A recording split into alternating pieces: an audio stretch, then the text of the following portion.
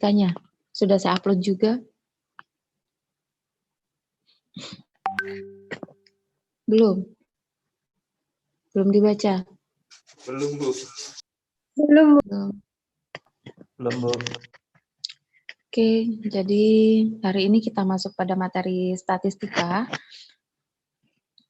Jadi mulai pada materi umum statistika ya. Mulai dari pembuatan tabel, pembuatan diagram, lalu tendensi sentral.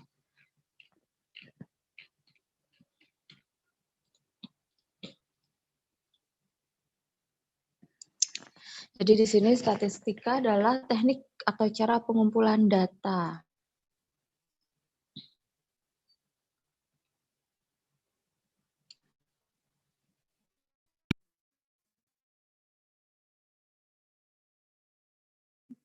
Pengolahan data dan tarik kesimpulan mulai dari pengumpulan data, pengolahan dan penarikan kesimpulan. Penarikan kesimpulan itu nanti bisa dalam bentuk datanya itu dalam tabel dan grafik. Jadi kesimpulan bisa nanti dicari minnya, mediannya, modusnya.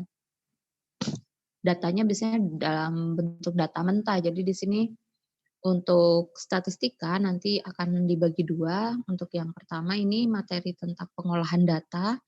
Yang kedua nanti tentang permutasi, kombinasi.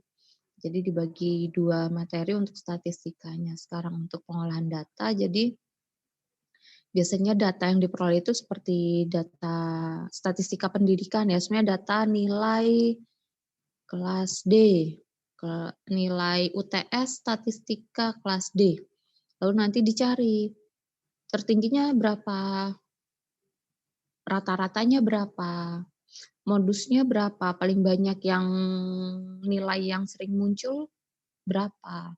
Jadi di sini teknik pengolahan data. Jadi untuk statistika itu ada dua kelompok, deskriptif dan inferensial. Di sini kita ambil yang deskriptif. Jadi tidak ke inferensial. Inferensial itu biasanya nanti kelanjutan dari deskriptif. Jadi dari deskriptif baru nanti bisa diolah lagi ke inferensial dengan berbagai macam cara. Tapi di sini lebih ke deskriptifnya. Jadi nanti yang kita pelajari mengenai distribusi frekuensinya. Jadi sebenarnya nilai UTS statistika kelas D. Distribusi frekuensinya, penyebaran datanya seperti apa. Lalu bisa nanti dibuat tabel, ada grafiknya, ukuran pusat data, letak, simpangan. Jadi lebih ke deskriptif. Jadi di sini untuk inferensial tidak dibahas. Ini hanya sekedar ilmu saja untuk yang tabel beberapa data. Nah, deskriptif, jadi nanti ketika ada data, untuk mengolah data deskriptif itu, jadi data sendiri itu ada dua, kuantitatif dan kualitatif. Seperti nilai, berarti itu datanya adalah data kuantitatif. Nilai UTS itu masuk ke data kuantitatif. Data kualitatif itu seperti kalian mau mendata satu kelas, jumlah perempuannya berapa, laki-lakinya berapa, itu kualitatif. Nah, jadi di sini ada data kuantitatif dan ada kualitatif. Kuantitatif itu nanti dalam bentuk angka atau bilangan, luas tanah, jumlah penduduk, berat badan, jumlah penjualan. Kalau untuk data kualitatif itu bukan dalam bentuk angka, jadi tidak bisa dilakukan operasi matematika. Maksudnya di sini memang nanti ada data. Oh, laki-lakinya sekian, oh perempuannya sekian, tapi itu tidak bisa diolah menjadi mean, rata-rata secara matematisnya berapa gitu.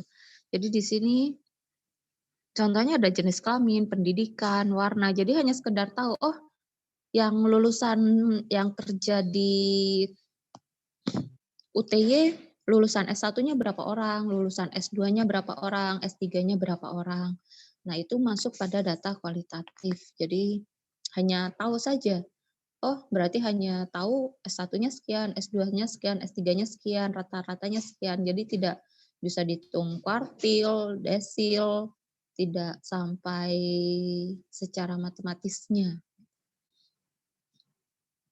Maksudnya tidak, iya pokoknya tidak bisa diolah secara matematis untuk kualitatif. Nah, kuantitatif sendiri itu dibagi dua. Ada data diskrit, ada data kontinu. Diskrit itu biasanya dalam bentuk bilangan bulat. Kontinu itu biasanya dalam bentuk pecahan. Bisa bulat, bisa pecahan, tergantung. Sebenarnya panjang meja. Panjang meja ini, panjang meja berapa biasanya itu? Panjang meja belajar lah. Panjang meja belajar berapa? Ukuran 30 cm. Ada yang 40 cm. Tapi kan bisa 40,5 cm. Jadi bisa dalam bentuk pecahan. Tapi kalau data diskrit tidak bisa pecahan. Dalam satu bis itu ada berapa orang dalam satu bis yang ikut pariwisata? Ada 40 orang, 40 mahasiswa yang ikut studi banding ke Bandung. Nah, itu hitungannya ya orang, tidak mungkin ada berapa orang? 40,5 orang. Nah, dipertanyakan tuh yang setengahnya tuh apa? Nah, data diskrit ini jadi data yang bulat, tidak bisa dipecah. Data kontinu itu bisa dipecah. Panjang jalan berapa? Tinggi badan, berat badan mahasiswa kelas D berapa? Ada yang 40, ada yang 50,5, 51,3. Itu masuk ke data kontinu. Jadi bisa pecahan, bisa bulat. 40 itu data bulat, tapi bukan berarti itu data diskrit. Bisa jadi data kontinu. Konteksnya apa dulu? 40 apa? Berat badan. Oh, berarti itu masuk data kontinu. Gitu. 40 apa? Oh, 40 buah apel. Itu berarti masuknya data diskrit. Jadi tergantung pada konteks kalimatnya. Jadi jika dalam bentuk angka, tergantung konteks kalimatnya. Jika memang angka itu kira-kira ini masih ada pecahannya, itu masuk kontinu. Tapi jika itu bulat, maka itu masuk ke data diskrit. Lalu data kualitatif. Kualitatif itu dibagi dua, ada data nominal, ada ordinal. Nominal di sini dalam bentuk kategori, laki-laki, perempuan, tempat tinggal. Kalau ordinal itu berdasar tingkatan, S1, S2, SD, SMP, SMA. Nilainya A, B, C. Nah, itu ada tingkatan. Ketika ada tingkatan masuk ke data ordinal. Jika kategori masuk ke data nominal. Jadi ini beberapa kelompok data, jadi menurut jenisnya ada dua, kuantitatif, kualitatif. Kuantitatif ada data diskrit, ada data kontinu. Kualitatif ada data nominal, ada ordinal. Sampai sini ada yang mau ditanyakan?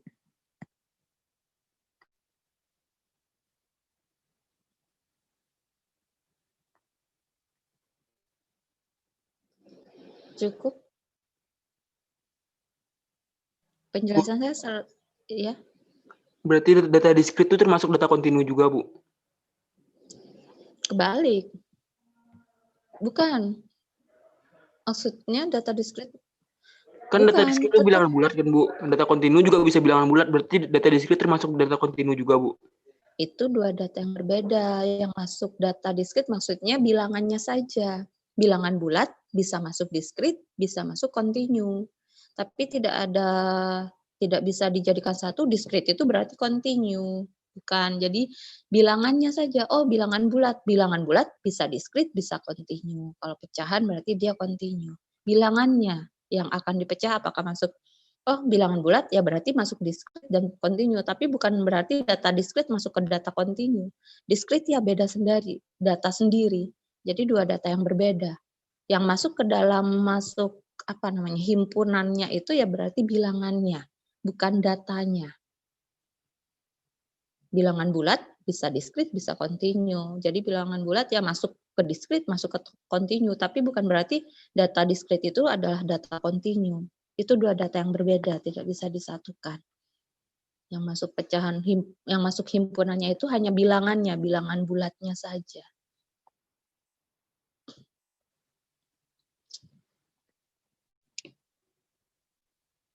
Oke, Bu.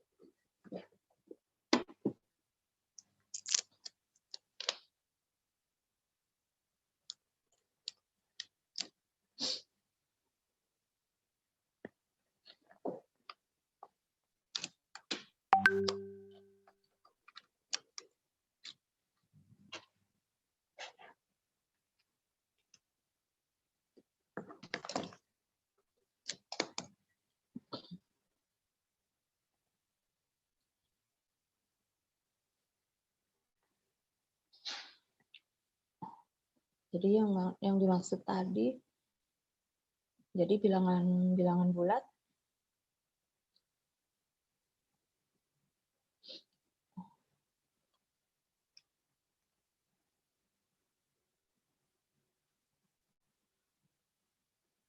jadi yang dimasuk himpunannya bilangan bulat. Ini data ini masuk ke discrete, ini masuk ke continue.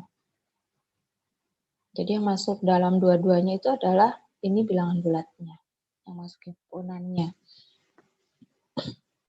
Ini yang saya jelaskan tadi, ini hanya untuk tulisannya, bisa dibaca intinya sama. Jadi untuk discrete itu sebenarnya jumlah orang, jadi bulat, tidak bisa dipecah. Continue berarti bisa dipecah, bisa jarak, bisa panjang, bisa berat, bisa tinggi, jadi yang bisa dipecah. Kualitatif juga sama seperti yang saya jelaskan tadi, ini untuk penjelasan untuk bisa dibaca. Nominal, ordinal berarti ada tingkatan, nominal berarti kelompok, kategori, masuk ke kategori. Nah, pengambilan data itu ada sensus, ada sampling. Sensus berarti data keseluruhan, yang diambil adalah data tinggi badan dari kelas D. Nah, itu sensus, satu kelas langsung. Sampling berarti diambil hanya sampelnya saja. Biasanya karena ukuran populasinya, masalah biaya, dan masalah waktu. Untuk menghemat waktu semuanya, sampling untuk dalam satu kecamatan. Satu kota Yogyakarta. Lalu diambil data kira-kira untuk yang ada sayang ada dalam satu kota itu yang masih sekolah sebenarnya, masih sekolah. Berapa orang? Jadi diambil sampelnya saja. Dalam satu kota ada beberapa kecamatan. Jadi diambil dalam satu kecamatan ilmu yang menyenangkan. Tapi yang diambil sampelnya itu adalah sampel yang mewakili ya. Jadi yang mayoritas, bukan yang minoritas. Kita mungkin bisa bercampur dengan yang minoritas. Jadi ini yang sampel apa? Apakah yang suka nasi goreng atau yang lainnya, data yang lainnya yang sakit. Nah, kira-kira berapa untuk yang sakit apa mungkin dalam satu kecamatan atau data lainnya. Jadi biasanya ini untuk menghemat biaya, terutama yang menggunakan kuesioner ya. Ketika menggunakan kuesioner berarti tunggu bentar ya, sebentar.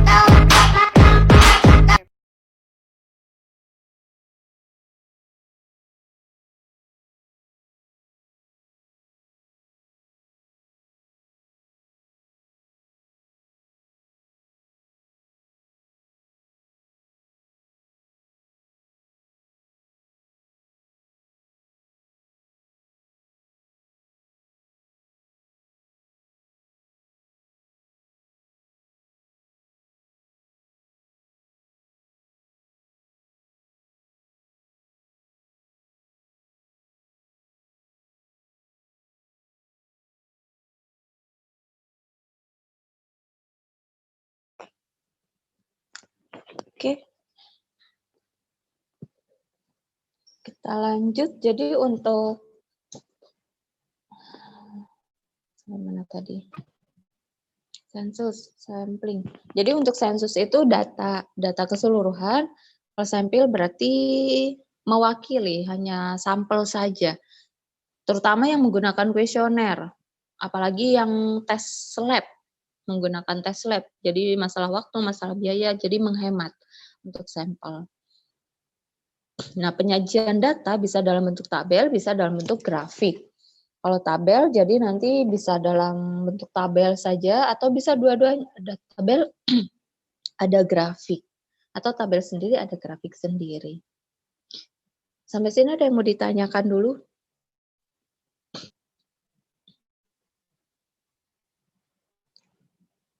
Cukup?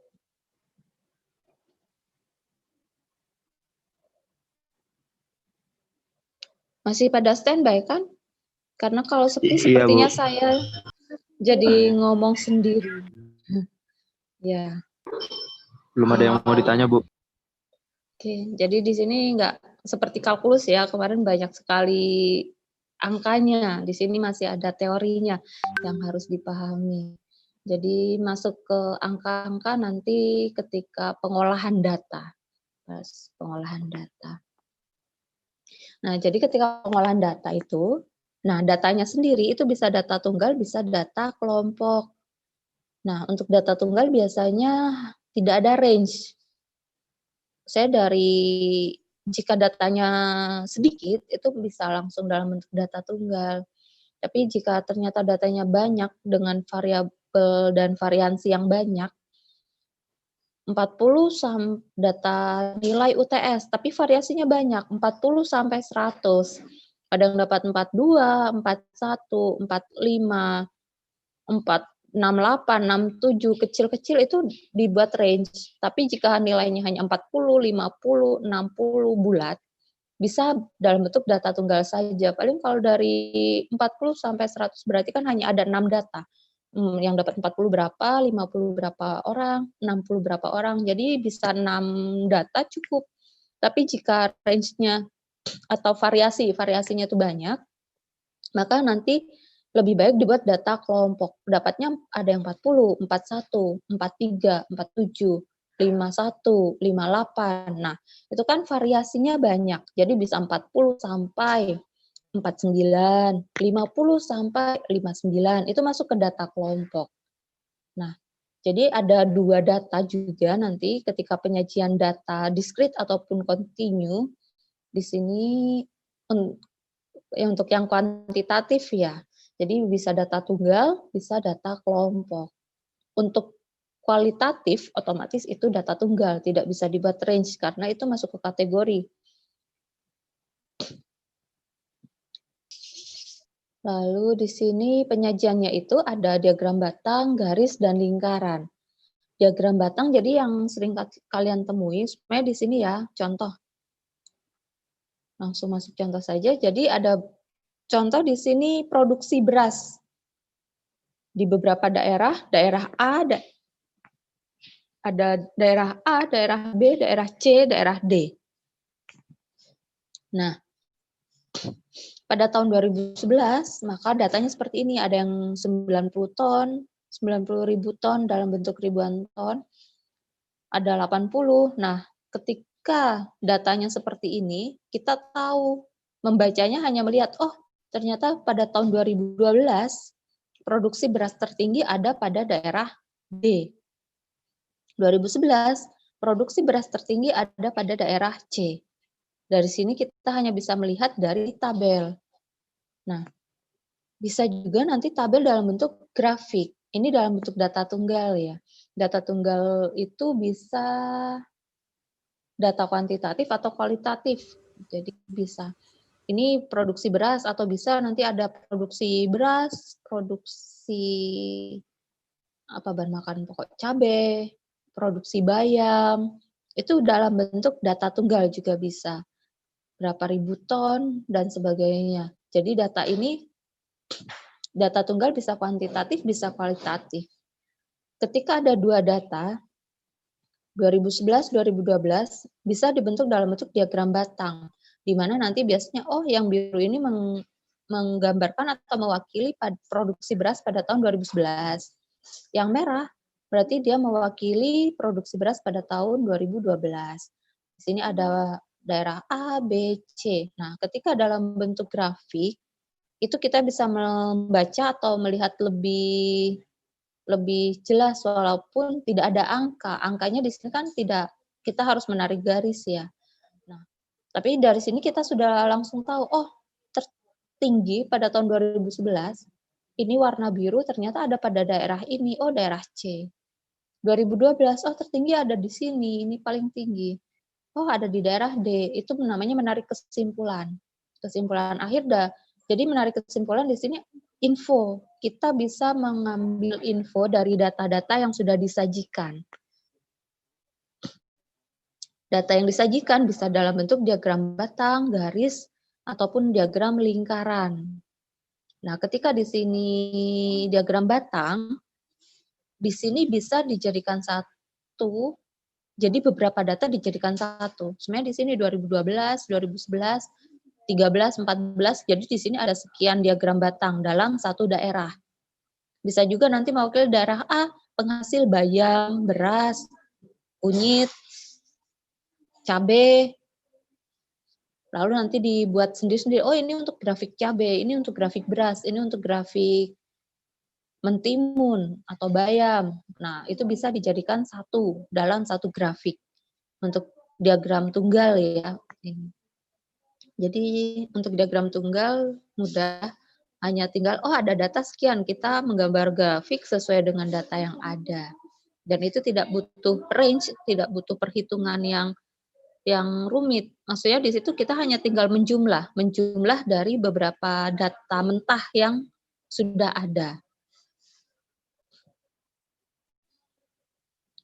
Jika dibentuk dalam bentuk diagram garis atau poligon. Nah, poligon ini diambilnya dari titik tengah. Nah, seperti ini di sini. Berarti nanti ditarik garis seperti ini. Ke titik tengahnya. Nah, ini poligon data ini dari titik tengah menuju titik tengah berikutnya. Ini untuk yang C berarti daerah sini dia naik. Di sini naik. Nah, poligon itu berarti diambil garis tengah dari tiap diagram batang yang ada. Nah, jadi nanti ditarik garis. Lingkaran, contoh lainnya di sini, lingkaran biasanya dalam bentuk prosentase, sebenarnya dalam bentuk prosentase ya. Jumlah 50, ekonomi, politik 60, jumlah pembaca dalam rubrik tertentu. Politik 60, olahraga 46 orang, kriminal 24 orang, iptek 20 orang. Caranya berarti di sini proporsi untuk pembuatan grafik lingkarannya, ini berarti jumlah pembacanya ada 50, berarti 50 dari 200. 200 dari mana? Total. Total jumlah pembaca yang disurvei. 50 ditambah 60 berarti 110 ditambah 46 ditambah 24, ini total adalah 200. Sehingga di sini 50 dari 200, jadi 50 dibagi dengan 200 dikali dengan 100%. Ini sisa 2, 50 dibagi 2 berarti 25%. Ini juga sama, 60 dibagi 200 dikali 100%. Berarti di sini sisa 2, 60 dibagi 2, 30%. Nah, ini dalam bentuk persen.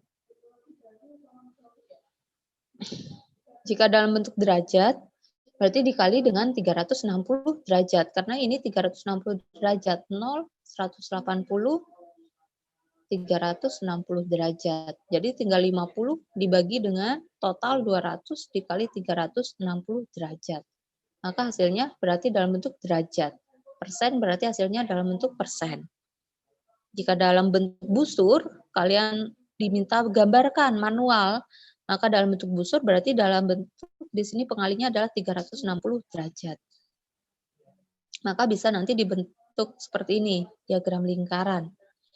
Per ininya 25%, ini 25%. Ini untuk diagram lingkaran.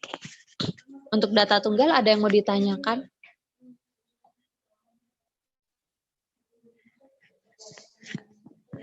Cukup untuk data tunggal? Ya Bu, paham Bu. Jika cukup untuk data tunggal, kita lanjut ke data kelompok. Nah, kalau data tunggal kan langsung tuh data. ada nilai UTS 20 orang, berarti nanti ada yang data mentahnya itu, jadi ini mengolah data mentah. Ada 20 orang, ada yang dapat 40, 50, 60, sebanyak di sini ada sampai 20 data ya. Di sini 20 data. 10 data, 10 data, 20 data langsung. Data kelompok itu juga sama, hanya saja datanya di sini variasinya banyak. Ketika mau membuat sebuah tabel, ini tabel frekuensi. Frekuensi itu berarti jumlah. Frekuensi itu berarti jumlah. Ini jumlah atau banyaknya data. Atau banyaknya data. Banyaknya data, jadi tinggal dihitung. Membuat data, ini data kelompoknya, ini data kelompoknya.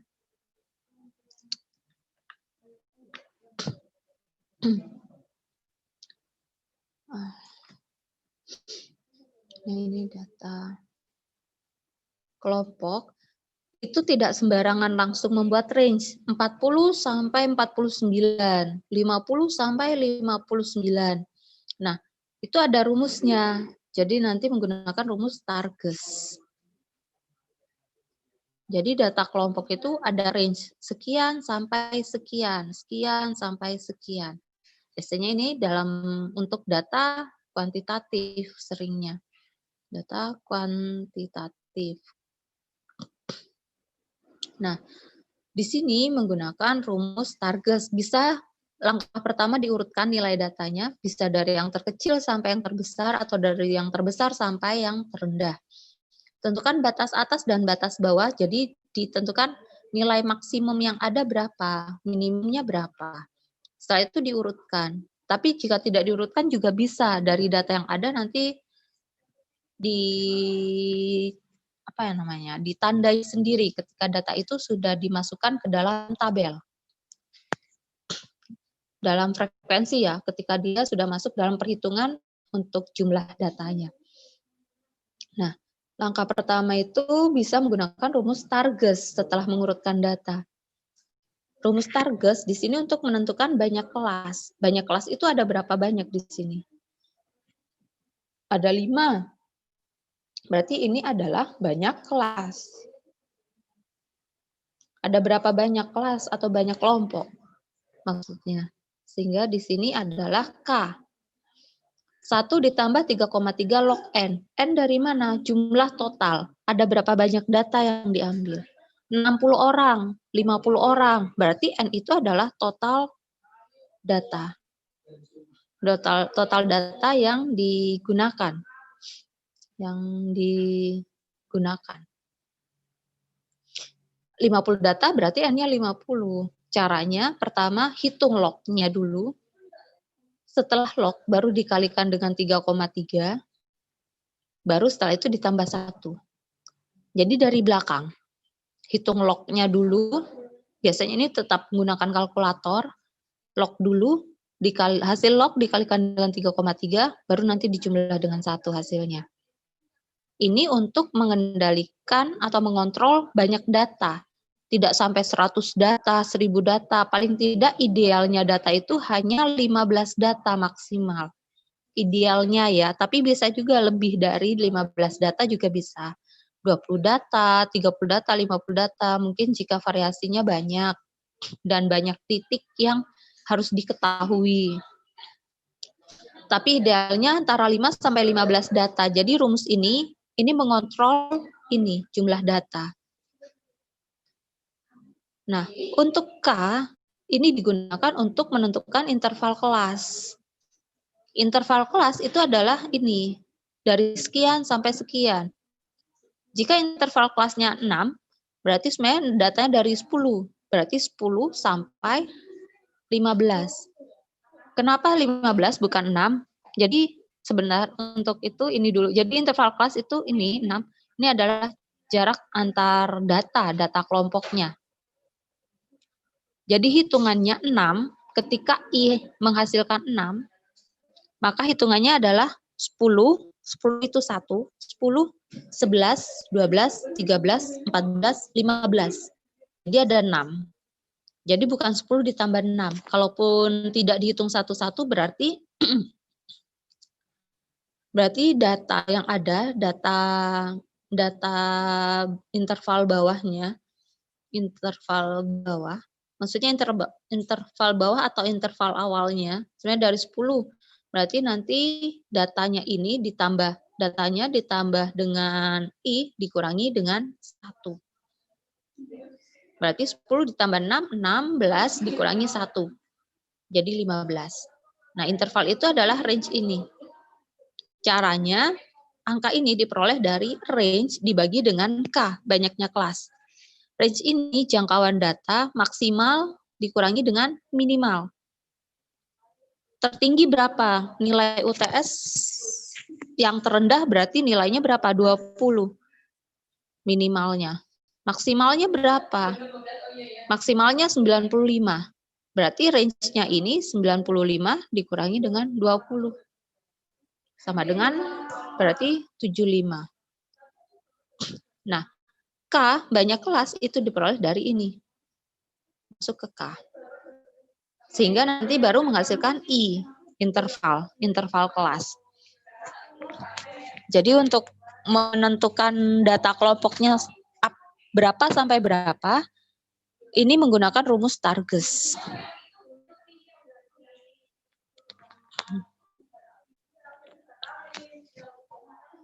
Sampai sini ada yang mau ditanyakan? Saya rasa jelas. Jelas, Bu. Jadi maaf agak ramai. Tapi masih bisa ditangkap suara saya. Masih Bisa, Bu. campur. Bisa, Bu. Oke. Sampai sini ada yang mau ditanyakan? Cukup. Ini rumusnya. Rumus penyajiannya. Mungkin masih belum masuk ke contoh ya. Ini oke. Ini untuk penyajiannya. Jadi untuk yang tadi itu kan untuk data tunggal ada diagram batang, poligon, dan diagram lingkaran. Kalau yang ini ada OGIF tambahannya. Kalau untuk kelompok.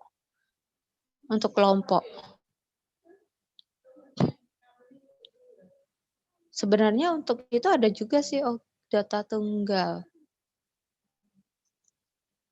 Data tunggal sebenarnya juga bisa OGIF positif, OGIF negatif untuk data tunggal. Tapi di sini tadi tidak saya berikan ya. Jadi di sini bisa sebenarnya ini OGIF untuk data yang lain juga, data tunggal. Jadi di sini ada OGIF ya tambahannya, ada OGIF positif, ada OGIF negatif. Nah ini ada positif, ada negatif. Jadi penyajiannya bisa, ini histogram. Kenapa histogram bukan diagram batang? Diagram batang, tadi kan diagram batang. Nah diagram batang itu untuk data tunggal. Histogram untuk data kelompok. Bedanya apa? Data untuk diagram batang berarti itu ada satu-satu. Ini ada jarak. Ini diagram batang. Histogram, dia tidak ada jarak. Dari sini sampai sini, ini sampai sini, ini sampai sini. Ini adalah histogram. Jadi ini tidak ada jarak. Tidak ada jarak, maksudnya ini ada jarak. Karena ini kan data tunggal, dari sini, ini ada titik, ada 2 titik, ini tidak bisa jadi satu. Karena datanya bulat, masuk data diskrit di sini. Ini masuk diskrit. Yang ini masuk kontinu. Seumpamanya nilai yang di kelompok, ini kan untuk kelompok. Nilainya ujian 40 sampai 49. Tapi di situ ada yang dapat 40,5, 49,3, 49,8. Berarti ini kan langsung 40 sampai 49. Di sini biasanya yang diambil itu bukan ininya, tapi titik tengahnya. Kalau seandainya di sini 45, di sini 55. Ini batas ini sebenarnya ini kan batas antara 50, 49,8 itu bisa dibulatkan menjadi 50. Karena itu di sini tidak ada jarak. Biasanya ini untuk data kontinu. Jadi dia berkelanjutan karena ada pembulatan angka. Tapi untuk diagram batang ini digunakan untuk data tunggal. Ada jarak karena dia tidak bisa dibulatkan. Satu orang ya satu orang, 2 orang ya 2 orang. Berapa untuk yang lain? Bulat itu berapa banyak pulpen? 50. Warna merah, warna biru, warna hitam. Ya ini tidak ada yang bersinggungan di situ jumlahnya, karena jumlahnya sendiri masing-masing. Karena itu untuk tunggal itu disebut dengan diagram batang. Tapi untuk yang berkelanjutan, kontinu itu disebut dengan histogram. Jadi bedanya di situ. Kalau poligon ini sama-sama garis. Diagram garis. Lebar interval tadi ini untuk yang I sama dengan R per K, nilai I ini adalah lebar kotak. Lebarnya ini. Ini adalah interval. Lebar ini ditentukan oleh I. Besarnya I. I diperoleh dengan cara R dibagi dengan K. Lebar interval. Jika data tunggal, berarti intervalnya tinggal mengira-ngira sendiri. Oh, saya mau ngambil dari sini ke sini ya 3 cm, ini 3 cm. Ya, ini juga 3 cm. Tapi kalau data kelompok, ini kita bicara data kelompok, interval itu adalah lebar kotaknya. Tapi untuk data tunggal ini sembarang. Lebar kotak itu sembarang. Kalian mau gunakan 5 cm, saya mau segini aja. Oh, yang saya mau kecil aja. Jadi itu terserah untuk data tunggal. Tapi kalau data kelompok, maka nanti ini harus sama. Antar ininya harus sama, sehingga intervalnya itu sama. Ketika diperoleh I, maka semuanya I-nya itu sama. Jadi tidak mungkin datanya yang ini kecil, oh yang ini lebar, yang ini segini. Ya ini grafiknya malah kayak anak SD belajar gambar. Gitu. Nah, lalu ada data diagram untuk OGIF. OGIF ada positif, ada negatif. Dia masuk ke kumulatif. Namanya kumulatif ini adalah jumlahan. IPK, IP sama IPK beda. IPS, IP semester. Berarti IP hanya dalam 1 semester. IPK kumulatif, kalian sudah semester 6, berarti itu adalah rata-rata atau udah jumlahan dari sebelumnya semester 1, 2, 3, 4, 5 itu udah di total jadi IPK. Jadi kumulatif ini maksudnya adalah jumlahan. Jumlahan dari apa? Dari frekuensi data. Frekuensi data. Jadi tiap ini kan ada frekuensinya. Ini 5, ini 10. Maka nanti untuk kumulatif berarti ini ada 5, ini 15. Dari mana 5 ditambah 10? Yang ini berapa? Ternyata di sini ada 7, berarti 15 ditambah 7, 23. Nah ini adalah frekuensi untuk membuat OGIF. Berarti ini frekuensi positif, OGIF positif. Ini untuk penyajiannya, penyajian tabelnya. Ini untuk gambaran diagramnya. Gambaran diagram ada absis, ada ordinat X, ada X, berarti ada Y. Ini sudah koordinat umum ya. Sudah biasa kalian temu ada X, ada Y. Memberi nama pada sumbu. Kalau X di bawah, tepat di tengah. Maksudnya itu memberi nama pada sumbu nilai. Berarti ini untuk nilai UTS. Ini apa? Ini untuk frekuensi. Jadi bukan langsung diberi Y atau X. Biasanya kan langsung lambangnya. Ini untuk melambangkan apa? Berat badan. Nah, itu di bawah biasanya. Untuk yang Y biasanya di atas atau di sebelah kiri. Jadi biasanya kadang di sini, ini frekuensinya. Atau kadang ditulis seperti ini frekuensi. Jadi menyamping di sebelah kiri, tepat di tengah. Nama pada grafik di bawah. Ini terutama nanti kalian ketika membuat laporan ya. Ketika ada laporan dari sebuah kegiatan, ada grafik, caranya jadi seperti ini. Tabel itu namanya di atas. Ketika ada tabel, ini pemberian nama di atas. Tabel berat badan. Berat badan kelas D. Tabel bukan di bawah, tapi di atas. Tapi ketika ada grafik, Judul tabel di bawah, gambar. Ini adalah gambar grafik berat badan, grafik berat badan kelas D. Jadi gambar itu penamaannya di bawah, tabel itu penamaannya di atas. Jadi untuk memberi nama ini maksudnya judul keterangannya atau keterangannya, bukan ini ya. Kalau ini adalah simbol untuk X itu melambangkan apa, Y itu melambangkan apa. Kalau ini adalah judul dari tabel dan grafiknya. Jadi untuk laporan, KP, magang, maka ketika ada tabel, penamaannya di atas, grafik di bawah. Contoh, jadi di sini mengolah data dari data mentah. Data mentah adalah data yang kalian peroleh dari bisa sensus, bisa sampling. Jadi ini data mentah dari berapa orang nilai UTS kelas 1A. Ini ada 5 ya, 5 kolom. Yang di bawah tuh 2, 3, 4, 5, 6. Ini 6 baris. Dari total ada 5 kali 6 berarti di sini ada 30 data. Ini total data ya. Total data sama dengan N. Untuk N. Nah, untuk membuat grafik ada 30 data. Di sini bervariasi. 649, 88, 57, 78. Variasinya banyak. Karena variasi banyak, maka di sini dibuat data kelompok. Bukan tunggal. Kenapa? Karena variasinya banyak. Ketika ada variasi banyak, maka nanti dibuatnya data kelompok. Caranya bisa dengan cara ini diurutkan dari yang terkecil sampai yang terbesar. Ada 40, 42, jadi ini kan datanya masih acak. Karena ini adalah data mentah.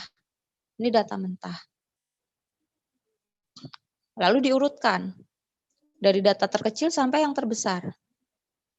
Setelah itu kita tahu, oh ternyata data terrendahnya itu 40.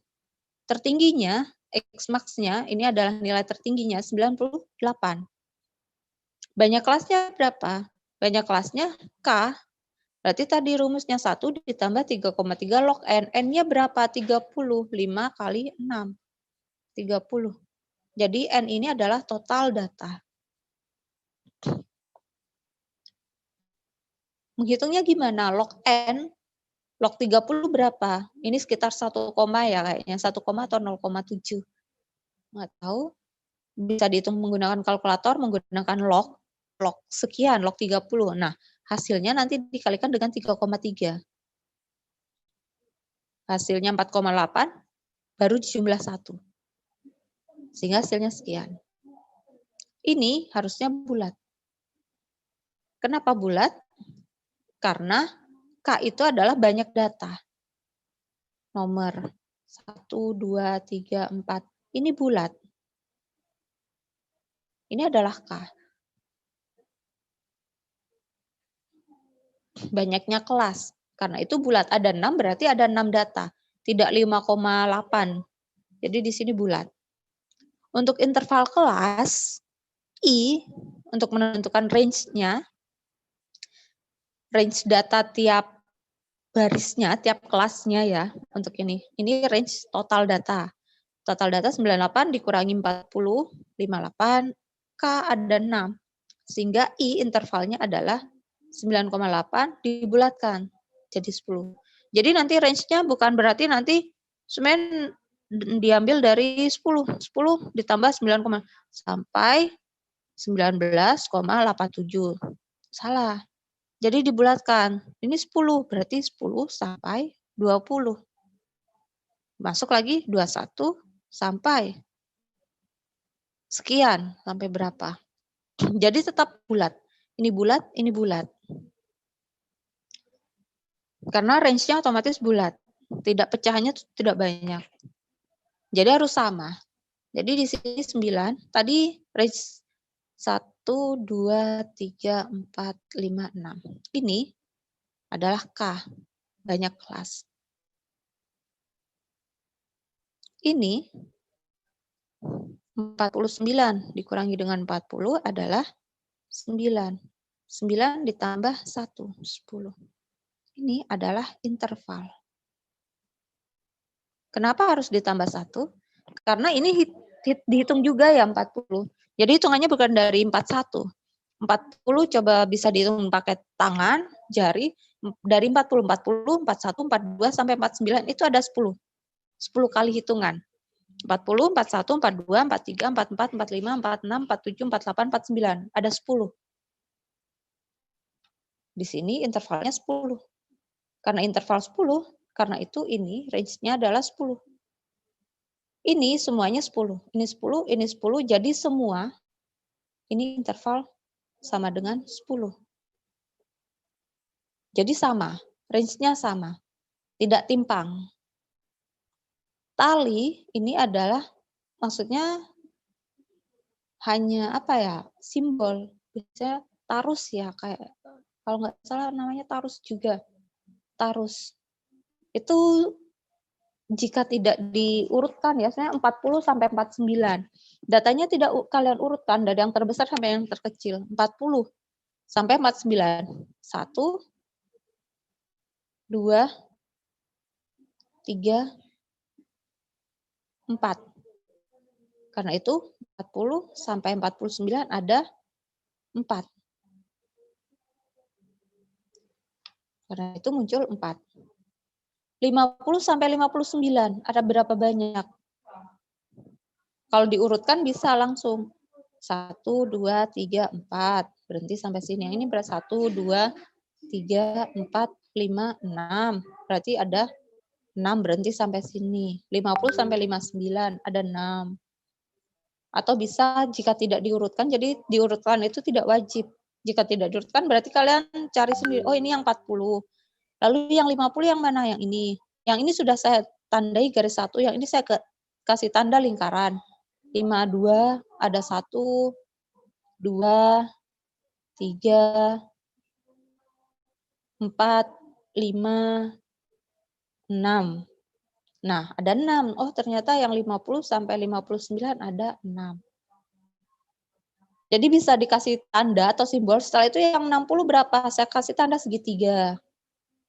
Nah, itu bisa. Jadi tidak harus diurutkan. Jadi di tali ini hanya untuk menjumlah 1, 2, 3. Yang ini ada berapa? Ada 10. Yang ini 5, yang ini 5. Jadi total 10.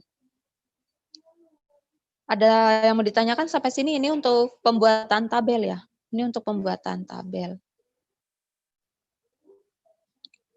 Sampai sini ada yang mau ditanyakan untuk pembuatan tabelnya?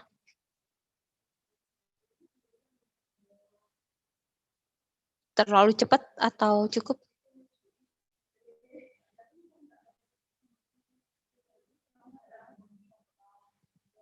Cukup, Bu.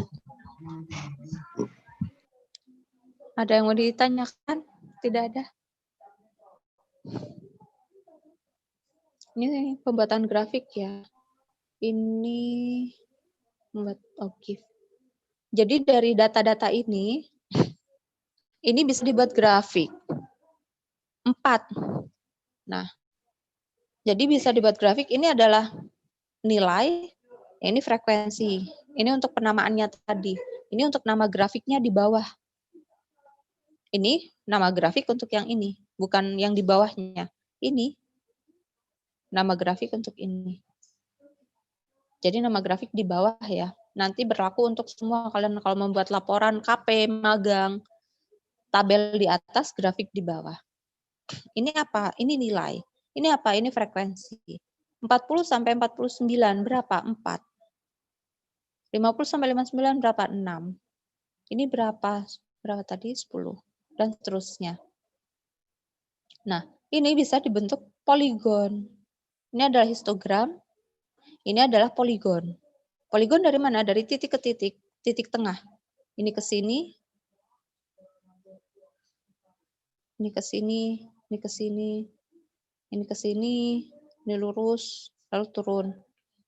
Nah, ini adalah poligon. Poligon itu dari mengambil titik tengah dari diagram histogramnya. Jadi satu. Ini adalah titik tengah. Bisa dituliskan titik tengah. Ini dapat dari mana? 40 ditambah 49 dibagi 2. 89 dibagi 2 berarti 44,5. Ini juga sama, dari mana? 50 ditambah 59 dibagi 2. 109 dibagi 2, jadi 54,5. Ini juga sama, dari mana? 60 ditambah 69 dibagi 2. Yang lain juga sama. Ini adalah titik tengah, maksudnya. Titik tengah. Ini untuk pembuatan histogram dan poligon. Sampai sini ada yang mau ditanyakan sebelum masuk ke OGIF? Mau dipahami dulu mungkin 5 menit ya. Atau lanjut?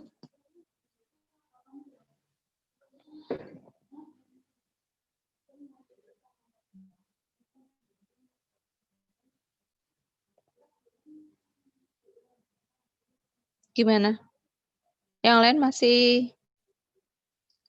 sanggup nangkep yang saya jelaskan? Atau terlalu cepat?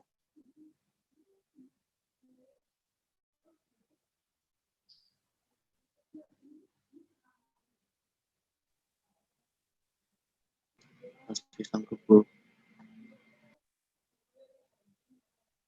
Dipahami dulu mungkin ya 5 menit. Setelah itu baru saya masuk ke OGIF. Bisa di situ sudah saya upload juga, bisa di-download. Terus dicek-cek dulu. Jika ada yang mau ditanyakan, nanti bisa ditanyakan. Jadi istirahat dulu 5 menit ya. Bisa dipahami dulu. Sampai 14, 15, 14, 16.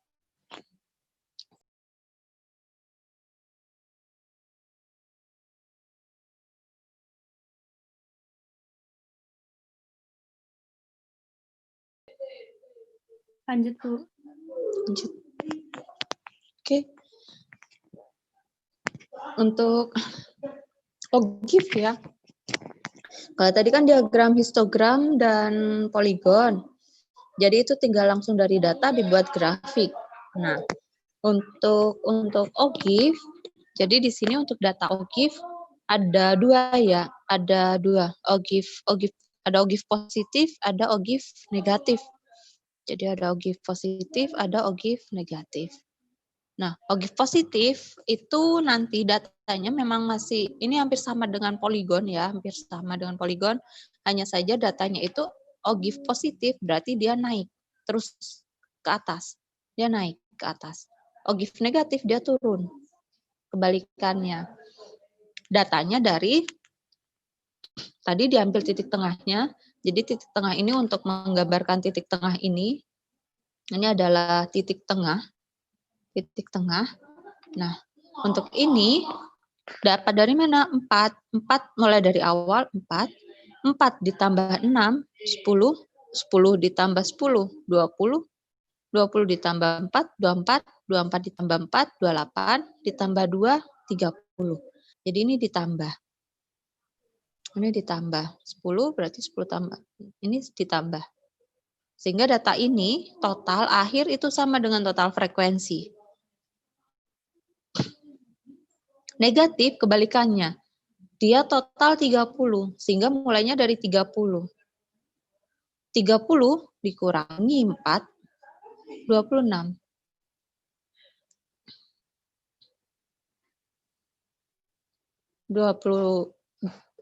30 dikurangi 26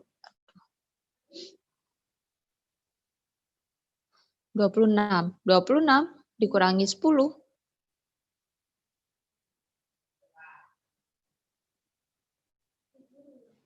Kenapa 20? Oh. 26 dikurangi 6. Ini saya tulis di sini aja ya. Frekuensinya 4. 4, 6, 10, 4, 4, 2. Jadi ini 2 data yang terpisah. Kurang dari dan lebih dari, ini 2 data yang terpisah. Ini tidak ada hubungannya ya. Maksudnya tidak saling mempengaruhi.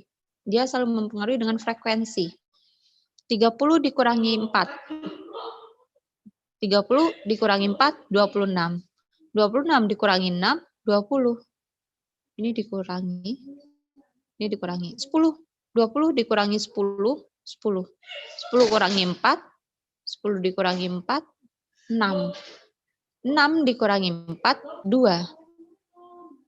Ini dikurangi 2 dikurangi 2, 0.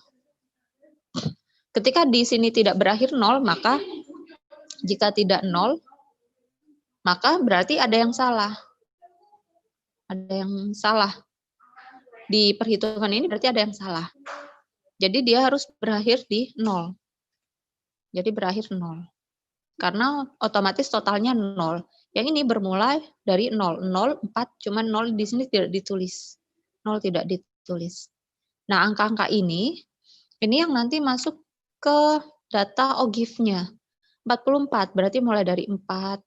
Tadi 4 ditambah 6 jadi 10. 10 ditambah 10 jadi 20. Nah, ini adalah data OGIF. Jadi OGIF positif dia naik, OGIF negatif dia turun. Data-data titik-titik ini adalah jumlahan dari frekuensi yang ada, dari frekuensi. Jadi di sini untuk OGIF positif berarti dijumlahkan, OGIF negatif berarti dikurangi, tapi dari total. Ini harus sama. Jika tidak sama berarti ada yang salah. Ini harus berakhir 0. Jika tidak 0 berarti ada yang salah. Ini untuk titik tengah. Dijumlahkan, dibagi 2. Berlaku untuk semuanya. 44. Ini dari mana? 90 ditambah 99. 90 ditambah dengan 99 dibagi 2. Berarti 94,5. Yang lain juga sama caranya. Itu untuk OGIF. Jika mau menggambar diagram lingkaran, caranya sama. Tadi frekuensi 40, total berapa? 30. Jadi 4 dari 30 dikali dengan 100%. Yang ini berapa? 6. 6 dari 30 dikali dengan 100%. Yang ini berapa? Berarti 10 per 30 dikali 100%. Jadi ini adalah total, ini adalah frekuensi yang ada. Sehingga hasil ini baru bisa dibuat diagram lingkarannya. Bisa dimulainya terserah, bisa seperti ini, bisa dimulai dari sini, bisa mulai dari sini, miring ke sana. Yang pasti ini untuk grafik lingkarannya berarti nanti disesuaikan berapa persennya. Jika dalam bentuk derajat, berapa derajat? Karena dalam bentuk lingkaran ketika diagramnya digambar manual berarti ukurannya 360 derajat. Jadi 4 dari 30 dikali dengan 360 derajat. Hasilnya sekian. 360 dibagi 3 berarti di sini 120 kali 4 berarti 400. 120 derajat ya. Itu 280 derajat. Ini besar sendiri. 12, Bu. Oh iya benar, 12 benar. Karena nolnya ada 1 ya. Oke, terima kasih. Jadi di sini 28. Jadi ini 12. Ini karena ada nolnya. Oke, jadi 48. Lalu berikutnya ada berarti 6 dibagi 30 dikali 360 derajat sama-sama 0. 12 dikali 6 berarti 60, 70 derajat dan seterusnya. Jadi pengalinya itu adalah derajatnya. Kalau yang persen berarti pengalinya adalah 100%. Ini untuk diagram lingkaran. Sampai sini ada yang mau ditanyakan? Mulai dari OGIF. OGIF cukup?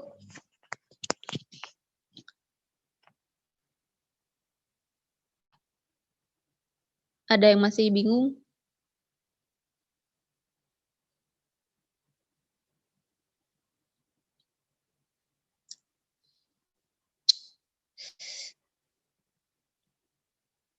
Diamnya paham atau belum?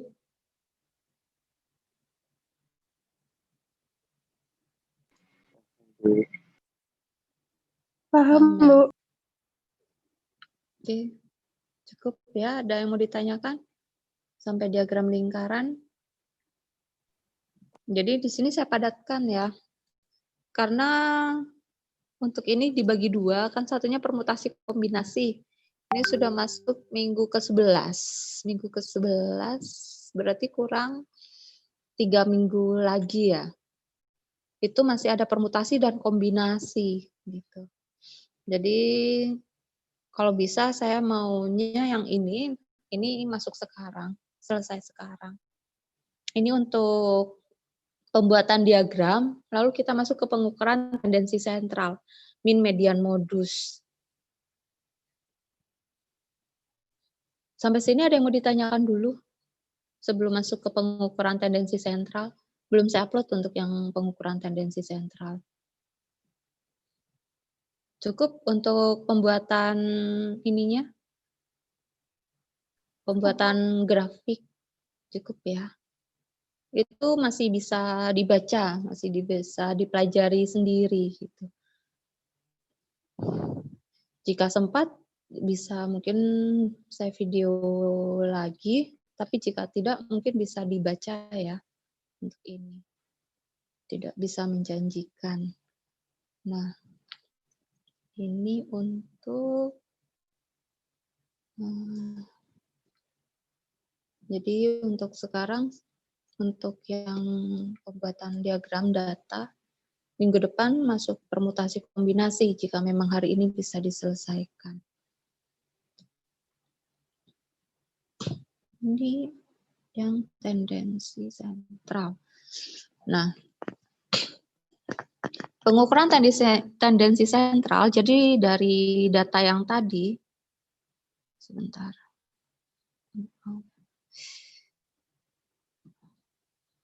Dari data-data yang tadi sudah diolah sampai grafik, itu kita kan hanya bisa membaca, oh tertinggi di sini, oh terendahnya di sini. Itu kan dari titik-titik polinom ataupun dari apa namanya tadi, OGIF.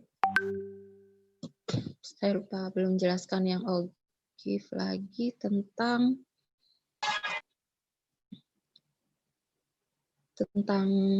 data OGIF ya. Nah, dari data OGIF ini kita bisa baca perubahan dari tiap datanya. Oh, yang ini perubahan datanya landai atau nah, ini curam. Turunnya curam. Berarti ini terjadi penurunan yang signifikan. Kalau yang ini terjadi kenaikan yang signifikan. Kalau yang ini berarti tidak terlalu karena dia hanya sekitar sekian derajat. Dari sini dia nggak terlalu besar, yang ini besar sekali. Nah, ini berarti terjadi perubahan yang signifikan, yang ini berarti tidak terlalu signifikan. Jadi ini untuk membaca OGIF. Biasanya kurva-kurva yang muncul ketika saham ya mungkin ya, itu terutama di bisnis saham itu kan banyak itu grafik tiba-tiba naik, landai, naik lagi, turun. Nah, ini adalah data-data OGIF kumulatif. Jadi hanya bisa dilihat di situ, oh ini ternyata tinggi nih penawarannya, oh ini rendah, penjualannya rendah karena penawaran rendah. Gitu. Jadi itu bisa membaca diagram-diagram, ini terutama bisnis ya, pola bisnis untuk grafik-grafik seperti ini. Atau penghasil beras untuk yang tadi, beras, oh berasnya penghasil ini pada tahun sekian naiknya curam, yang ini rendah atau ini atau penjualan beras atau pembelian beras atau yang lainnya. Jadi biasanya grafik-grafik ini untuk membaca perubahan data dan bisa dibandingkan untuk perbandingan data. Tapi hanya sekedar membaca. Nah, untuk mengetahui berapakah nilainya, ada perubahan-perubahan data atau data apa saja yang bisa kita baca dari diagram yang ada, data pengolahan seperti apa. Nah, di situ bisa di sini kita masuk pada pengukuran tendensi sentralnya dari data-data grafik yang tadi itu bisa kita lihat min-nya, rata-ratanya. Rata-ratanya berapa? Mediannya berapa? Modusnya berapa? Jadi min itu rata-rata. Rata-rata berapa dari tinggi rata-rata dari kelas D berapa? Median berarti titik tengahnya berapa? Kira-kira dari data yang ada, kira-kira rata-rata nilai ujiannya titik tengahnya tuh berapa nilainya untuk membandingkan dengan kelas G namanya. Datum ini adalah data umum. Datum itu adalah data umum. Yang disingkat datum ya. Modus data umum, frekuensinya paling besar. Oh, ternyata nilai UTS terbanyak itu dapatnya 70. 70 sering muncul berapa banyak? 20 mahasiswa. Nah, itu berarti modusnya 70. Bukan 20, tapi angkanya ya. Ini hanya sekedar frekuensi. Frekuensi paling besar, tapi yang dimaksud modusnya adalah angka yang dimaksud, yang sering muncul. Bukan jumlah datanya. Datum adalah data umum. Jadi informasi yang diperoleh bisa berupa angka, lambang, atau dari sifat data. Jadi data ya, data yang diperoleh ketika pendataan. Nah, selain itu ada juga, selain min, median, modus, ada kuartil, ada desil, ada persen. Ketika kuartil, dia berarti per 4, per 25%. Sehingga bisa menjadi 3 data. Q1, Q2, Q3. Tiap dari 25, 50, 75, 100%-nya dari data. Kalau median itu 50% karena titik tengah. Nah, median 50% berarti sama dengan Q2. Q2 di sini 50%. Ini kan 25, ini 75. Q4 berarti dia sudah 100. 100 berarti nilai akhir. Dia pasti 100%. Nah, jadi Q2 ini sama dengan median. Jadi ini sama dengan Q2. Desil per 10%. Data tiap 10%. 10%-nya berapa? 30%-nya berapa? 90%-nya berapa? Jadi ini tiap 10%. Ini 10, ini 20, ini 30. Jadi ketika ini D5, ini sama dengan Q2. Berarti ini sama dengan D5. Ini juga sama dengan D5. Ini juga median. Persen tiap 1%. P1, P2, P3, P99. Ada P2%, 3%-nya berapa? 5%-nya berapa? Berarti dia masuk ke persen. P50 berarti ini sama dengan median, P50. Sehingga P50 itu sama dengan Q2, sama dengan D5. Jadi selain min, median, modus, min rata-rata, median berarti titik tengahnya, modus yang sering banyak muncul. Jadi dari median itu bisa dipecah-pecah lagi per 25%, per 10%, per 1%. Jadi yang ditanyakan berapakah 80%-nya? Oh, berarti nanti saya menggunakan rumus desil. Atau bisa menggunakan rumus persen. Persen berarti 80%-nya. Desil berarti masuk ke D8. 80%. Ini untuk rumusnya ya. Kita mulai masuk ke rumusnya. Itu tadi penjelasannya. Yang pertama mulai dari min. Min ini berarti rata-rata. Berapakah rata-ratanya? Sigma XF ini berarti jumlah data. Jumlah total ya. Jumlah total data dikali dengan frekuensi. Total frekuensi. Total frekuensi data. Dibagi dengan total frekuensi data. Ini sama dengan ini. Jadi total jumlah data dikalikan frekuensi data dibagi dengan total frekuensi data. Ini jadi sama dengan frekuensi ini. Median dibagi 2 data, ada ganjil, ada genap. Ketika ada data 1 sampai 10, ini masuk genap. Data 1 sampai 9, ini masuk ganjil. Titik tengahnya berapa?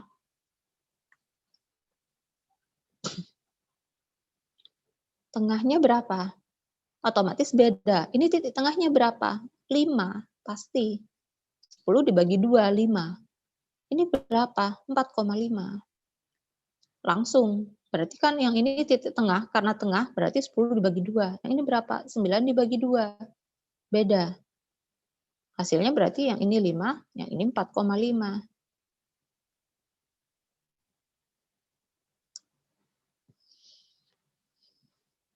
Nanti ada contohnya lebih lanjut, jadi ganjil dan genap itu beda. Frekuensi untuk modus berarti dia frekuensi terbanyak. Yang sering muncul, yang sering kelihatan. Karena itu modus. Ada temennya nih cowok sering SMS tuh, bukan SMS ya sekarang, sering WA. Berapa banyak si cowok A WA-nya 5 kali seminggu. Si B 20 kali seminggu. Lah, yang 20 kali itu modus berarti itu. Jadi frekuensi terbanyak ya, yang sering banyak muncul. Sering ketemu. Kok saya sering papasan sih sama orang ini lah, modus tuh. Nah, sini untuk modus, main, median, modus. Nah, lalu contoh soal ya. Jadi itu hampir sama, modus sering banyak muncul, median titik tengah, min rata-rata. Kita masuk ke contoh soal, ganjil genap. Kita masuk ke yang pertama ya, di sini masih tetap untuk menentukan min, median, modus. Ada data ganjil, ada data genap. Yang pertama kita masuk ke data ganjil. Data ganjil di sini acak ya, masih tidak berurutan, tidak dari yang terkecil atau yang terbesar. Ini masih acak. Ini data acak. Data mentah. Data mentah ya, bukan acak. Kalau acak sembarangan. Maksudnya data mentah adalah data aslinya, masih belum diolah. Jadi bisa diurutkan dari yang terkecil sampai yang terbesar. 2 sampai 8. Ada 2, 3, 4, 6, 8. Ini tidak ada 5 ya, 5, 7 di sini tidak dimunculkan, nggak apa-apa. Jadi cukup data yang muncul saja di sini. Kalau mau dimunculkan berarti di sini ada 5, frekuensinya 0. Ini X, ini frekuensi, berarti yang 7, ini 0. Bisa dimunculkan, bisa. Dibiarkan, maksudnya tidak dituliskan juga bisa. Jadi cukup data yang ada saja di data mentah. 2 muncul berapa kali? 1 kali. Karena itu 1. 3 muncul berapa kali? 1, 2. Muncul 2 kali. 4 berapa? Nah ini sudah, berarti sini saya gambar silang. 4 muncul 1 kali. 6 berapa? 1, 2. Berarti muncul 2 kali. 8 berapa sisanya? 1, 2, 3. Jadi bisa dengan cara seperti ini. Kalian beri simbol-simbol. Jadi nanti kelihatan yang belum saya garis yang mana. Oh yang ini. Berarti benar nih sisanya 8. Biasanya takutnya ada yang ketinggalan datanya. Kalau sedikit masih bisa kelihatan ya. Tapi jika datanya banyak, 50 data, 100 data, saya berikan 100 data. Kalian olah, buat tabel, buat grafik. Wah, itu harus teliti satu-satu. Total 100 ya berarti total frekuensi harus 100. Kok saya hitung totalnya 98, berarti ada yang belum terhitung di situ. Nah, frekuensinya 9, benar tidak 9? Berarti 1, 2, 3, 4, 5, 6, 7, 8, 9. Oh benar, ada 9. Berarti total frekuensinya 9. XF ini untuk apa? Ini untuk hitung rata-rata. Ini untuk hitung min, rata-rata. XF itu berarti X dikalikan dengan F. Di sini saya tulis XF, berarti X dikalikan dengan F. Ini sama dengan X dikalikan dengan F. X dikali dengan F. 1 dikali 2, 2, 3 dikali 2, 6. Ini dikali. 8 kali 3, 24. Kan hasil dari Frekuensi meningkat ini untuk apa? Ini untuk OGIF. Menggambar grafik. Dari mana? Ukurannya frekuensi ya, bukan XF. Frekuensinya 1, 2, 1, 2, 3. 1 ditambah 2 muncul 3. 3 ditambah 1 muncul 4. 4 ditambah 2 muncul 6. 6 ditambah 3, 9. Ini harus sama dengan total frekuensi. XF, jadi XF untuk menghitung min, muncul di sini, untuk menghitung min, XF, jadi 48, frekuensi total 9. Hasilnya sekian. Median untuk ganjil. N di sini adalah, jadi N itu sama dengan sigma frekuensi. Total data 9. 9 ditambah 1 jadi 10, dibagi 2, 5. X5, kenapa hasilnya 6? Ini muncul dari frekuensi.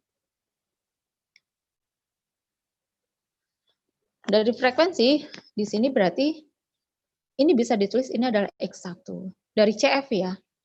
Ini berarti ada X2, ada X3. X ini adalah data ya. X melambangkan data. Di sini berarti ada X4. Yang ini ada X5, ada X6. Yang ini ada X7, X8, X9. X5, 9 tambah 1 dibagi 2, 5. Sehingga di sini hasilnya 6. Dari mana? X5. 6 bukan dari sini, tapi dari sini. Ini adalah X5. Frekuensi. X data ke berapa? Data ke-5. Ini berarti data ke-5. Menuju ke frekuensi. Data frekuensi. Frekuensinya berapa? 6. Karena itu di sini mediannya 6. Modus yang sering muncul. Yang paling banyak berapa? Dari frekuensi. 3 kali. 8. Muncul 3 kali. Sehingga modusnya 8. Jika modus, frekuensi terbanyaknya yang muncul itu lebih dari 1 kali. Sebenarnya 4. 8 muncul 3 kali. Sebenarnya di sini 3 muncul juga 3 kali. 5, sebenarnya ada angka 5 muncul 3 kali. Berarti modusnya ada 8, 3, 5. Karena sama-sama muncul. Jadi bukan nanti 8 ditambah 3 ditambah 5 dibagi 3. Ini salah. Modus ada 3, cantumkan 3. 3-3-nya. Tidak perlu diolah. Ada 5 yang muncul sama banyaknya frekuensinya, tampilkan 5 data itu. Tidak perlu diolah, tidak perlu dijumlah, dibagi, dan sebagainya. Ini untuk min, median, modus. Untuk ganjil ya, untuk genap, caranya sama. Ada genap, caranya sama. Tetap diurutkan 2, 3, 6, 7, 8, 9. Muncul berapa kali? 2 muncul 1 kali. 3 muncul berapa kali? 1 kali. 6, 1, 2, 3. 3 kali. 7 muncul berapa? 1, 2. Muncul 2 kali. 8 muncul berapa? 1, 2. Muncul 2 kali. 9 berapa? 1. Muncul 1 kali. Total 10. Sama, XF dari mana? 2 kali 1, 3 kali 1. Perkalian antara frekuensi dengan interval. CF dari mana? Dari frekuensi 1, 1, 3, 2, 2, 1, 1 ditambah 1, 2, 2 ditambah 3, 5, dan seterusnya. XF adalah total dibagi dengan jumlah frekuensi, dibagi 10. Median karena genap, berarti rumusnya tadi ada X, N dibagi 2, ditambah dengan X, N dibagi 2, ditambah 1, dibagi 2. Ingat, ini pisah dengan ini. 10 dibagi 2, 5 ditambah 1, 6. Jadi bukan 10 ditambah 1 dibagi 2 ya, jadinya 5,5. Ini salah. Jadi ini diolah dulu 10 ditambah 2, kan ya, 5 ditambah 1. Jadi ini adalah X5 ditambah 1. Kalau yang ini bukan. Ini salah. Ini dapat dari mana? Dari sini, CF. Ini adalah X1, ini adalah X2, ini 5, ini hanya 2. 3, ada 4, ada 5. Ini X6, X7. Lepas dari angka sebelumnya. Ini berapa? X8, X9. Karena ini terakhir 7. Yang ini berapa? X10. X5 dan 6. 5. Ini berarti masuk ke X5, 6. X6, X6 yang ini. Ini 6. 7. Karena itu di sini 6 ditambah 7 hasilnya jadinya mediannya adalah 6,5. Modus yang paling banyak muncul berapa? 3 kali 6 muncul. Sehingga modusnya adalah 6. Ini untuk data min median modus ya. Lalu masuk ke kuartil desil. Sampai sini ada yang mau ditanyakan? Terlalu cepat? Saya jelaskannya. Gitu, biar lebih mudah. Nah, kalimat ini keseluruhannya kita Cukup, Bu. Bisa dipahami sampai sini? Atau mau dipahami dulu? Dipahami dulu ya, 5 menit. Jadi saya ngoceh terus, sekalian saya juga istirahat. Kalau kalian masih dengerin, saya masih lanjut nanti habis ini. Jadi istirahat dulu 5 menit ya, sekalian kalian memahami. Kalau ada yang mau ditanyakan, bisa ditanyakan.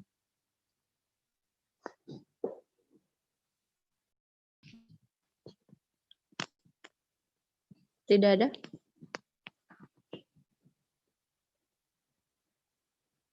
Masih standby kan? Masih, Bu. Masih, Bu. Belum tidur kan? Ntar malah tiba-tiba Zoom-nya yang melihat kalian. Tidak, Bu. Kayaknya sih. Iya. Nanti saya jadi Nina boboknya malahan. Bercerita dongeng.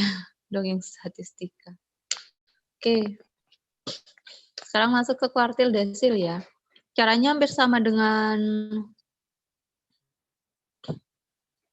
bentar, ini kuartil. Oke.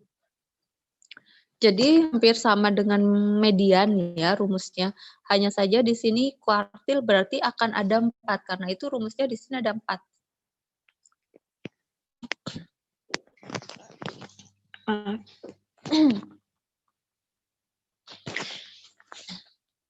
Jadi rumusnya ini karena itu di sini ada 1, 2, 3. Kalau Q4 berarti di sini udah 100 ya. Ini untuk 100%. Q4 itu untuk 100%. Jadi karena itu ini nggak ada rumusnya karena itu udah untuk yang akhir, angka terakhir itu masuk Q4. Q1-nya berapa? Karena di sini adalah per 25%. Nah, 25% itu sama dengan 1/4. Karena itu di sini pembaginya adalah 4. N adalah total data. N sama dengan sigma frekuensi. Total data. Nah, dari total data, jadi di sini untuk Q1, berapakah Q1 N ditambah 1? Q2 berapa? 2N ditambah 1. Q3 berapa? Ini untuk ganjil, jika ditambah 1, habis dibagi 4. Contohnya, ganjil habis dibagi 4 ketika ditambah 1, 7. 3.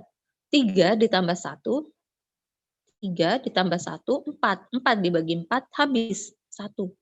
Maksudnya habis itu bulat. Tidak koma ya. Hasilnya itu tidak koma. Nah, 7. 7 ditambah 1 berapa? 8. 8 dibagi 4, 2. Habis dibagi 4. 11. 11 ditambah 1 berapa? 12. 12 dibagi 4 berapa? 3. Berapa lagi? 15. 15 dibagi 1. 15 ditambah 1, 16 dibagi 4, 4. Dan seterusnya. Berapa lagi? 19. Dan seterusnya ya. Jadi ganjil ditambah 1, habis dibagi 4. Ini rumusnya.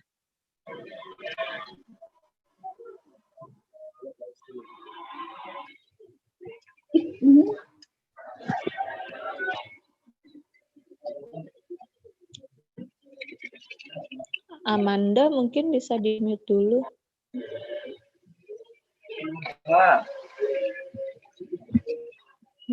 Amanda Gina.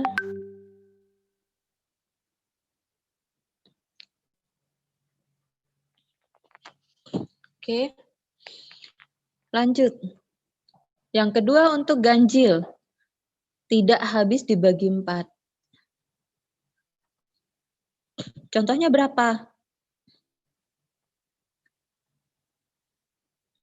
9. 9 ganjil ditambah 1 berapa? 10. Dibagi 4, 2,5.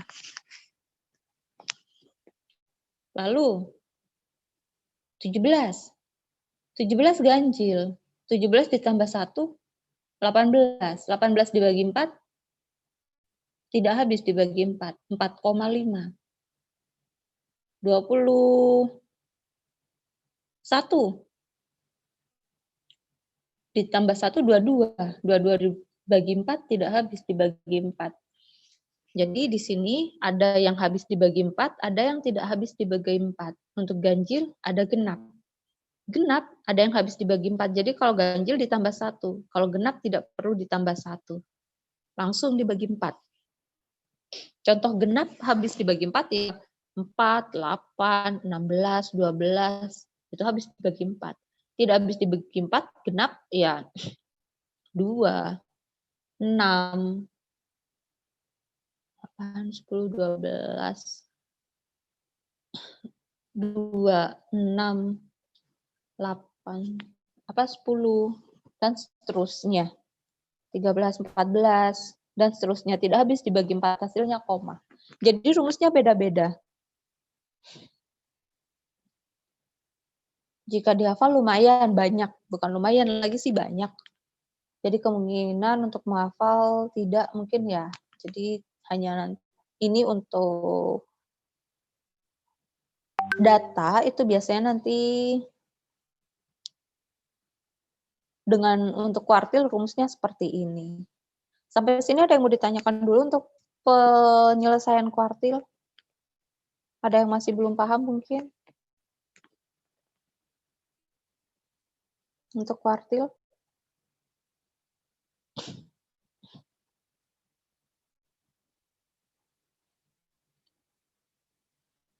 Cukup?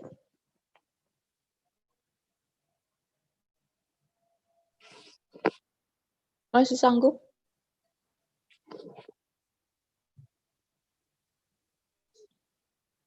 Saya jelaskan sampai persen. Sampai sini masih ada yang mau ditanyakan? Ada yang masih bingung? Masih memperhatikan? Masih, Bu. Masih, Bu. Masih, Bu. Masih, Bu. Masih, Bu. Tapi paham?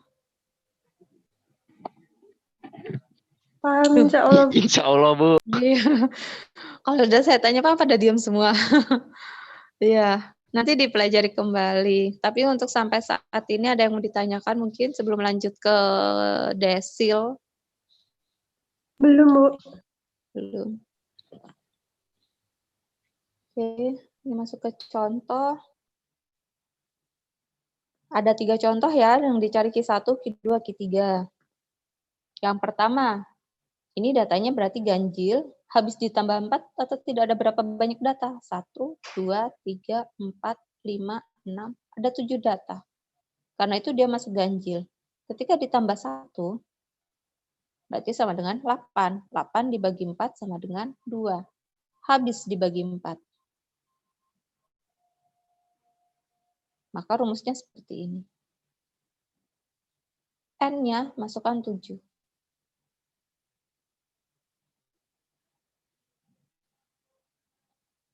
Maka tinggal dijumlah lalu dibagi 4. X2 berapa? 3. Dari mana? 1, 2. Ini X1, X2, X3, X4, X5, X6, X7. Ini sudah diurutkan ya. Sudah diurutkan. X ini muncul setelah diurutkan. Sudah diurutkan. Jadi naik 2, 3, 4, 5, 6, 7, 8, dan sebagainya. Jadi bukan acak ya. Bukan 2, 5, 6, 4. Jadi sudah diurutkan. X2 berarti masuk 3. Yang ini N ditambah 1 dulu. 2 kali 8, 16 dibagi 4, X4. X4. 4. X6, 6 dari X.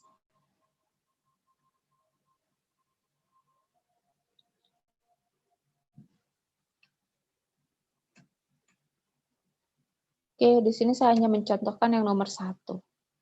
Yang B dan C caranya sama, hanya tinggal masukkan ke rumusnya saja. Yang B berarti di sini 1, 2, 3, 4, 5, 6, 7, 8, 9. Ganjil. Ganjil.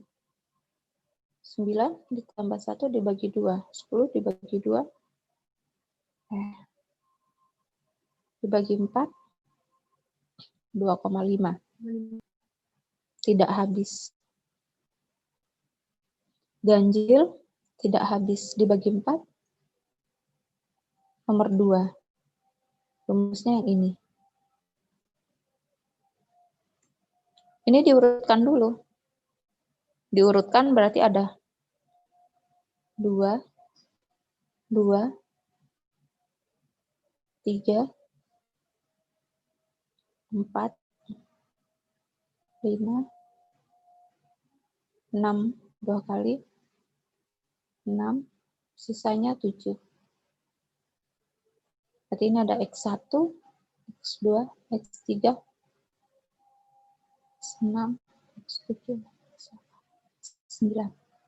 Rumusnya, di 1, N-1 dibagi 4, N plus 3 dibagi 4. Ini ada X, N-1 dibagi 4, ditambah dengan X, N ditambah 3 dibagi 4. Dibagi 2. Di 1. Berarti akan ada X9 dikurangi 1, X9 ditambah 3 dibagi 2. X8, X9 ditambah 3, 12 dibagi 4, 2. Berarti ada X4 ditambah dengan X3 dibagi dengan, ini X2 ya.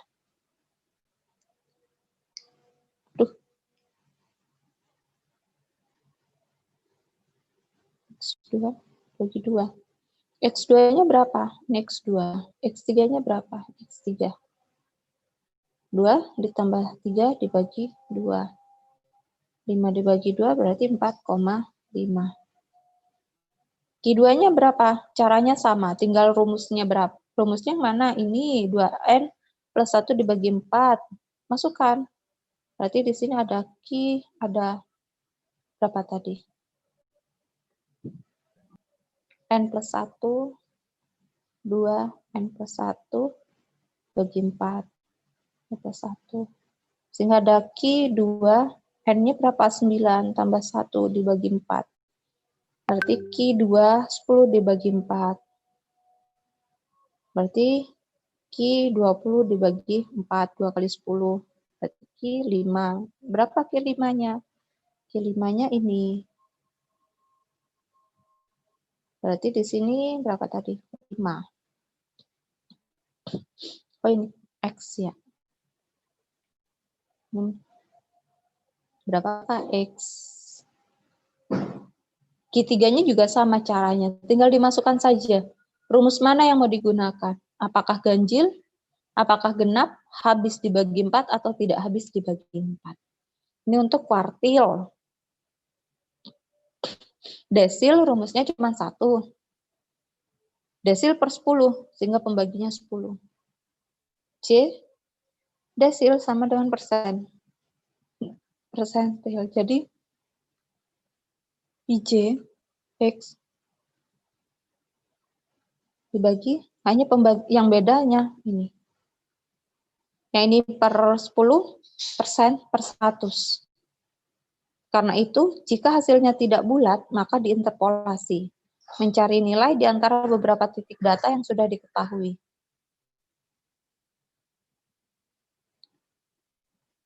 Jadi rumusnya sama ya. Desil, hanya pembaginya yang beda. Contoh, ada angka ini. Diurutkan. Diurut. tanyakan jadi seperti ini, maka berapakah D1? 1 tadi ada X, J, N plus 1 dibagi 10. J apa? Yang ditanyakan.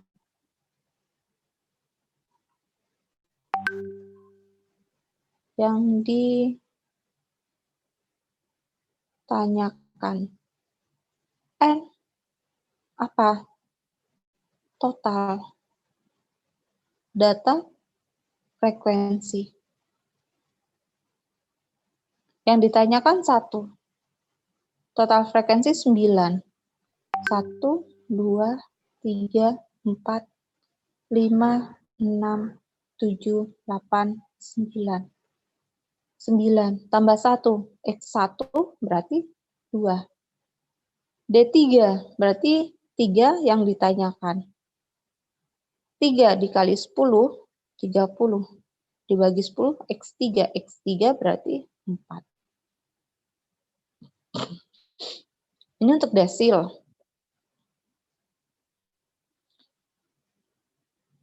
Ini sama ya, hanya saja di sini angkanya tidak bulat. Kalau ini akan angkanya bulat X1, X3. Ini tidak bulat, 2,2, 5,5. Jadi jika tidak bulat, maka rumusnya di sini ada X2,2. X2 sisanya berapa? 0,2. X3 adalah ini ditambah 1. Dikurangi dengan X2. Berapakah D5? 5,5. X5,5. Ini masuk ke X5, sisanya 0,5. Itu adalah 0,5 yang ini. Ini adalah ditambah 1 dari X5, X6. X5 masuk, dikurangi X5. Karena itu X2-nya berapa? Ini X1, X2. X2-nya berarti 3. X2-nya 3, 0,2. X3-nya berapa? Ini X3. X3-nya 4. Dikurangi X2, dikurangi 3. 3 ditambah 0,2 dikali 1, hasilnya 3,2. Berapakah X6? 3, X4, X5, X6. X6-nya 6. X5-nya 5. X5-nya 5, sisanya 0,5. X6-nya 6. Hasilnya 5,5. Ini untuk desil. Persen juga sama caranya. Masih banyak ya ternyata.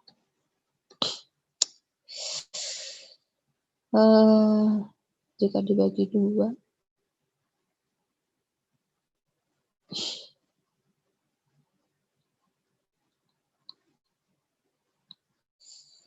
Oke, lanjut saja dulu. Untuk persen caranya sama, hanya saja pembaginya 100 ya. Di sini pembaginya 100. Kalau yang tadi kan pembaginya 10. Kalau ini pembaginya 100. Tapi caranya sama. Ini untuk persen. Sampai sini ada yang mau ditanyakan dulu? Ini untuk data tunggal ya. Ini data tunggal. Ini yang kita bicarakan mulai tadi, ini adalah data tunggal. Bukan data kelompok. Berikutnya baru masuk ke data kelompok. Atau bergolong. Sampai sini ada yang mau ditanyakan untuk data tunggal sampai persen? Cukup? Data bergolong sepertinya saya lanjutkan di minggu depan saja. Karena sepertinya memang tidak nututi ya. Nanti data bergolong dan variansi saya jelaskan di pertemuan minggu depan. Sampai sini ada yang mau ditanyakan dulu sampai data tunggal? Tidak ada? Cukup? Cukup, Bu. Cukup. Cukup, Bu. Oke. Yang lain? Bu, Ya. boleh lihat soal yang Ibu kerjain tadi nggak? Yang mana? Lagi Bu Ini kah? sebelumnya. sebelumnya, Bu. Nah, ini. Oke. Itu dapat 4,5. 5 bagi 2 dapat 4,5, Bu. Yang mana ya? Yang tadi, Bu. 4,5. Sebelumnya. Ini. Kah? Nah, ini, Bu. Yang Yang itu mana? tuh, Bu. Yang bawah. Ini. Iya. Dari 5 dibagi 2. X2 berapa? X2-nya 2. X3-nya berapa? 3. 2 ditambah 3. Jadi 2 ditambah 3 bukan dari ini ya. Bukan dari yang kecil, tapi dari ini, dari datanya. 2 ditambah 3, 5 dibagi 2, 4,5. Jadi X ini menuju data. Ini adalah data ke 2. Yang ini data ke 3.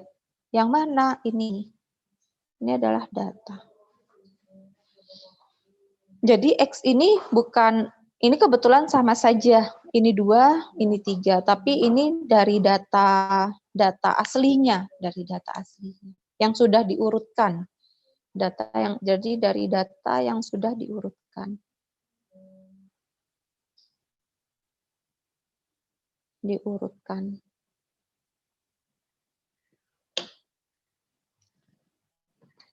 Sampai sini cukup? Ada lagi?